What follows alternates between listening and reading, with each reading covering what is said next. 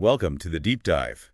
If you're looking to really get a handle on disorders of the female reproductive system, well, you're in the right place. We're pulling the key stuff from a med-cert nursing textbook chapter. That's right. Think of it as your guide to the essentials. We want to hit the main points without getting totally lost in the weeds. Exactly. So we'll be covering quite a bit: menstrual issues, infections, structural problems, even tumors. Yep, a pretty wide range. Our goal is to build a solid foundation for understanding these health concerns, focusing on the really crucial bits. Okay, let's dive right in then.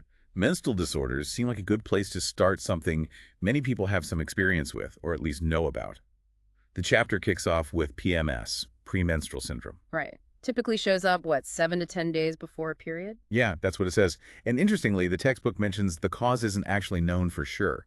We always hear about hormones, don't we? We do, and hormones are definitely part of the picture, but the source suggests it's a bit more complicated. Possible links to maybe too much estrogen or not enough progesterone, Right. or maybe some kind of glandular dysregulation. And it even talks about how reproductive hormones can affect, brain chemistry. So it's not just a simple hormone thing, much more intricate. Exactly, a much bigger picture. That makes sense. And the symptoms listed really cover a lot.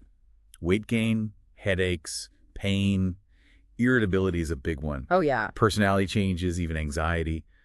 The chapter also says keeping a menstrual diary can be really useful for diagnosis. Tracking those symptoms over time. And for managing it, it sounds like it depends on, how bad the symptoms are, lifestyle changes, sometimes hormonal therapy. Right, the approach varies. Now, there's a true-false question in the text related to this. Right. The cause of PMS is hormones, based on what we just said. That's going to be false. Correct. False. Yep. The rationale stresses that the exact cause is still unknown. Hormones are implicated, sure, but they aren't the definitive answer. Which is actually true for a lot of health conditions, isn't it? Often it's a combination of factors, not just one single thing. Understanding that complexity is key. Good point. Okay, moving to dysmenorrhea, which is basically the medical term for painful periods. Yep, painful menstruation. The chapter mentions idiopathic, primary, and secondary types. Main symptoms, not surprisingly: lower abdominal pain and cramping. The usual suspects, unfortunately for many. For relief, the book suggests things like non-narcotic pain relievers, Yeah. heat pads, warm showers, Standard comfort measures. and even the knee-chest position. Does that actually help? It can sometimes. The idea is it might relieve some pressure in the pelvic area. Worth a try for some people. Okay. Then we get into a few other irregularities. Yeah. Amenorrhea, that's the absence of periods, Right, no menstrual flow at all. and oligomenorrhea, infrequent periods. Less frequent than typical cycles, yeah. The chapter suggests potential causes for both. Could be things like endocrine imbalances, stress, even poor nutrition. All things that can definitely disrupt the body's normal rhythms. And it links them to conditions like polycystic ovarian syndrome, PCOS, and premature ovarian failure. So these menstrual changes can sometimes be a signpost, pointing to a larger underlying issue. Right. So if your cycle changes significantly, it's worth checking out. Absolutely. It's always best to understand why it's happening. Then there's menorrhagia. This is defined as periods lasting longer than 7 days. And here's another true-false. Menorrhagia is a disorder where menstruation lasts longer than 7 days. And that one sounds true. It is true.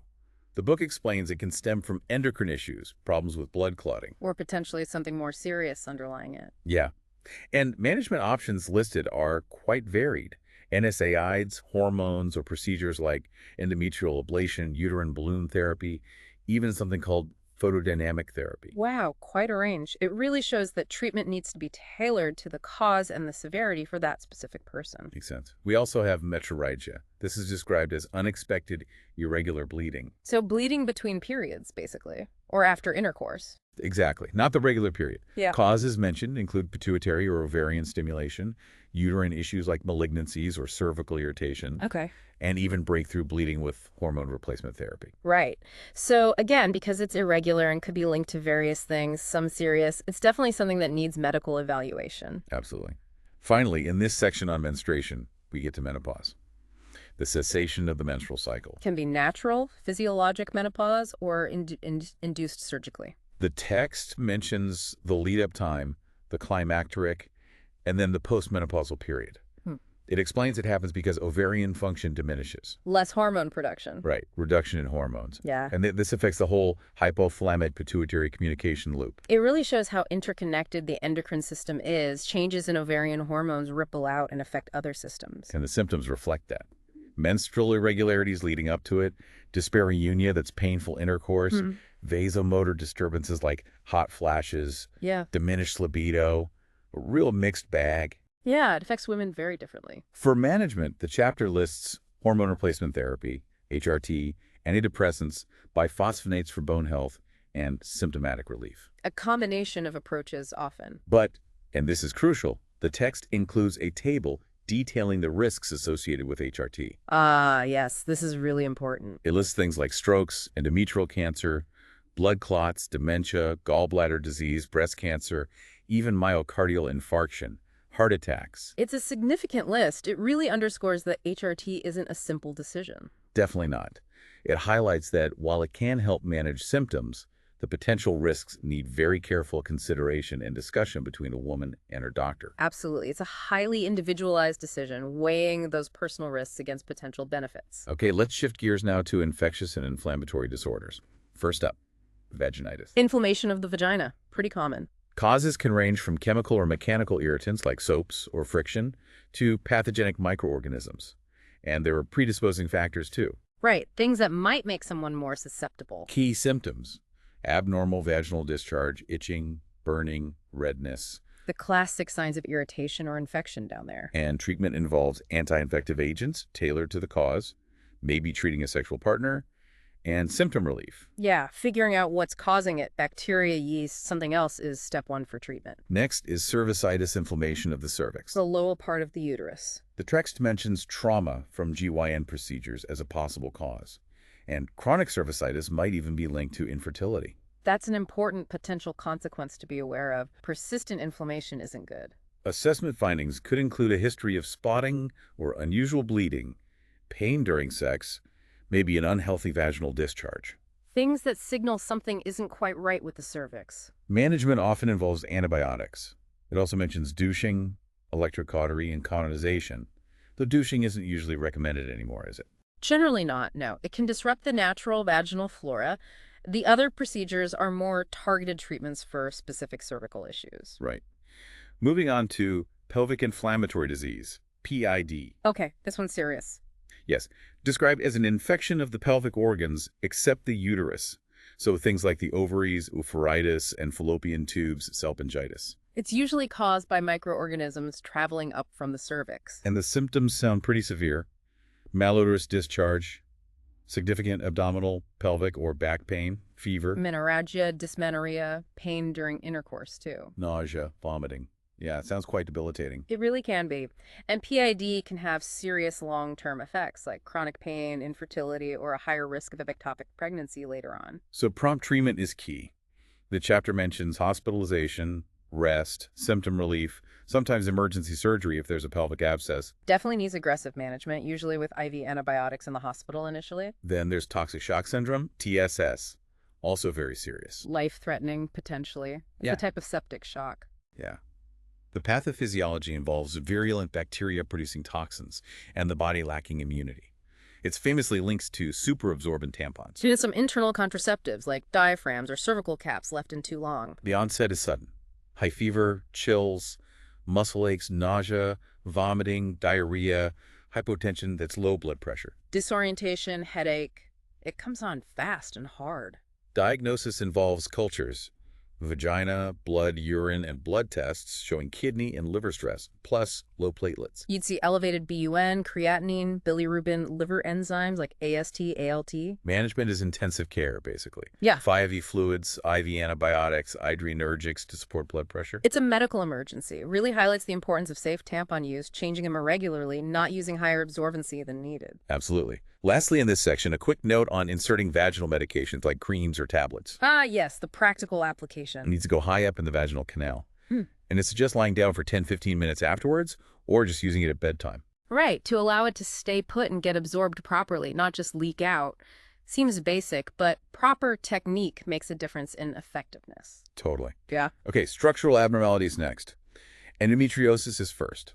This is a tricky one. the cause isn't fully understood. Right. It involves tissue similar to the uterine lining growing outside the uterus. Ectopic tissue. And this tissue still responds to hormonal cycles, which causes inflammation, pain, adhesions. And can lead to infertility. Key findings mentioned are severe dysmenorrhea, heavy periods, and sometimes chocolate cysts on the ovaries. Yeah, those are cysts filled with old blood.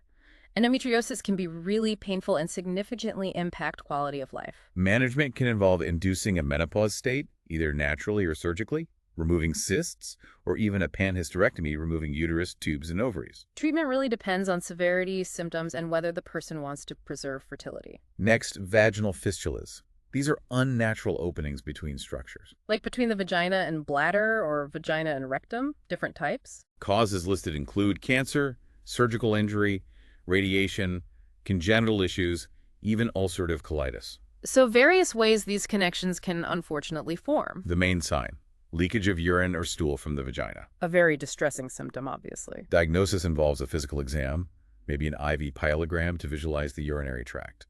Management is often surgical repair plus managing symptoms. Repairing fistulas can be complex surgery, but crucial for restoring normal function and quality of life. Then we have pelvic organ prolapse.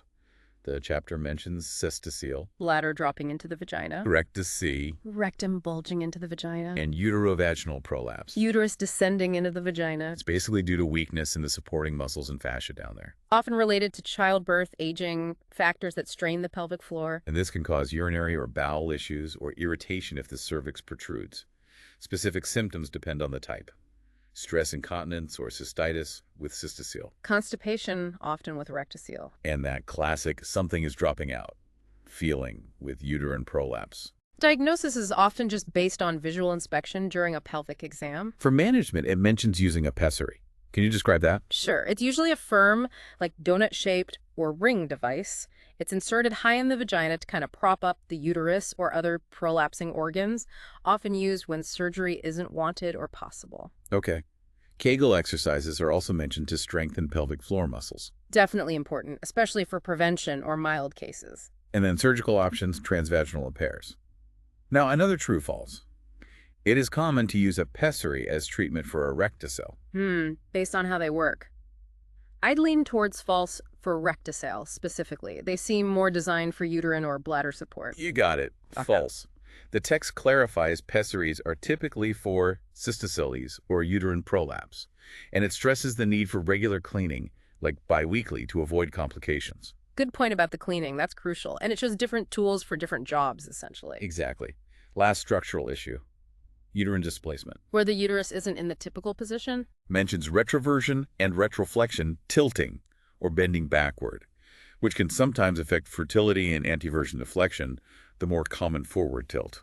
Causes can be congenital or related to things like PID or endometriosis causing adhesions. Symptoms might include backache, painful sex, painful periods, but often there are no symptoms, right? Correct. Many women have a displaced uterus and it causes no issues at all. It's more significant if it's linked to other problems or causing symptoms. Management mentioned includes a pessary again, or that knee-chest position. Similar approaches to providing support or relief if needed. Okay, deep breath.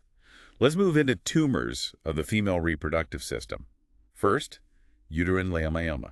Better known as fibroids, very common benign tumors. Benign, right. Smooth muscle and fibrous tissue growths in the pelvis. Their growth is stimulated by estrogen. They grow slowly, usually. And they can be in different parts of the uterus and the wall, pushing outwards or into the cavity. Symptoms can include menorrhagia, those heavy periods again leading to anemia, and dysmenorrhea. Depending on size and location, they can definitely cause problems. Management ranges from DNC, myomectomy, just removing the fibroids, or hysterectomy. Lots of options depending on the situation and future pregnancy plans. Next, cervical and endometrial cancer. Cervical cancer is highlighted as the second most common female reproductive cancer. Still a major health concern globally, though screening has helped a lot. Risk factors mentioned: age over 50, DES exposure in utero, high-risk sexual activity, HPV infection, a big one. Smoking, pelvic radiation history. Signs and symptoms can include bleeding, pain, pressure on the bladder or bowel. Diagnosis uses biopsies, imaging like MRI or CT scans, maybe an IVP. And treatment depends heavily on the stage how far it's spread. Can involve hysterectomy, radiation, chemotherapy. A combination is often used. The chapter also explains carcinoma in situ. What's that exactly? It means the cancer cells are localized just in the very top layer of tissue and haven't invaded deeper yet. It's like a pre-malignant or very early stage. But it can become invasive if not treated. Yes, absolutely. That's why detecting it at this stage via screening, like pap smears, is so valuable. It's often curable with less aggressive treatment at that point. Got it. Okay, turning to the ovaries. Ovarian cysts and benign ovarian tumors. Again, the exact pathophysiology isn't always clear, but endocrine dysfunction seems involved. Different types exist, and they can affect menstruation and fertility. Symptoms might include irregular periods, pain, lower abdominal discomfort, backache. Often found incidentally during a pelvic exam or ultrasound. Management is broad. Sometimes just watchful waiting, maybe birth control pills to regulate hormones, or surgery if the cyst is large, persistent, or suspicious. Depends entirely on the type and characteristics of this cyst or tumor. Then there's ovarian cancer. The chapter calls it the leading cause of death from GYN malignancies. Which is sobering. A major reason is that it's often diagnosed late. Risk factors include hereditary factors like BRCA gene mutations, being nulliparous, never having given birth, history of other reproductive cancers, and the symptoms. Early on, they're described as vague: abdominal discomfort, urinary frequency. Things easily dismissed or attributed to something else. Exactly. Later symptoms are more pronounced, cites that fluid buildup in the abdomen, weight loss, severe pain. By the time those appear, the cancer has often spread. Surgical management often involve oophorectomy, removing the ovaries, and potentially more extensive surgery depending on the stage. Yeah, treatment is usually surgery followed by chemotherapy. The vagueness of early symptoms is a huge challenge. Definitely. Okay, briefly, vaginal cancer. Causes mentioned include HPV again, unhygienic pessary use, DES exposure. This is common than cervical or ovarian It's cancer. the signs. Abnormal vaginal bleeding, dyspareunia. Management depends on extent laser, total vaginectomy, radiotherapy. Potential complications exist. Treatment needs to be tailored to how advanced it is. And vulvar cancer, relatively rare, usually in women over 60, but increasingly linked to HPV and herpes. The good news? Highly curable if caught early. That's a key point: curability when detected early. Symptoms to watch for: pruritus, itching, genital burning, white raised patches on the labia, bloody discharge, enlarged lymph nodes nearby, vulvar sores or ulcers, or a mass developing. A whole range of potential signs. Diagnosis is via biopsy. Management involves surgery, vulvectomy, or laser photovaporization. Again, emphasizes the importance of paying attention to any persistent vulvar symptoms and getting them checked. Right. Finally, the chapter ends with a note on hysterectomy approaches. It mentions the vaginal approach often has fewer complications, quicker recovery, and lower costs compared to an abdominal one. That's generally true, less invasive. And it highlights laparoscopically assisted vaginal hysterectomy, LAVH, as a technique that allows a vaginal removal, even in some cases that might otherwise have needed an abdominal incision. These minimally invasive techniques have really improved surgical outcomes and patient experience over the years. Absolutely. So, wow, we've covered a lot of ground there. We really have, from everyday cycles to serious diseases. We've journeyed through the complexities: menstruation, infections, structural issues, tumors. Hopefully this deep dive has, clarified the key insights from the source material. Provided that solid foundation we were aiming for. And thinking about it all, especially how hormones seem to play a role across so many of these different conditions, it really makes you wonder, doesn't it? What might future research uncover about prevention, or maybe more personalized treatments based on individual hormonal profiles? That's a great point. The interconnectedness is striking, and there's definitely more to learn about tailoring approaches. It's a field that's constantly advancing. For sure. So if anything we talked about today resonated with you, or maybe raised some personal health questions, please remember this is just information. It's not medical advice. Exactly. It's always best to talk things over with your own healthcare provider for advice specific to you. Couldn't agree more. Get personalized guidance.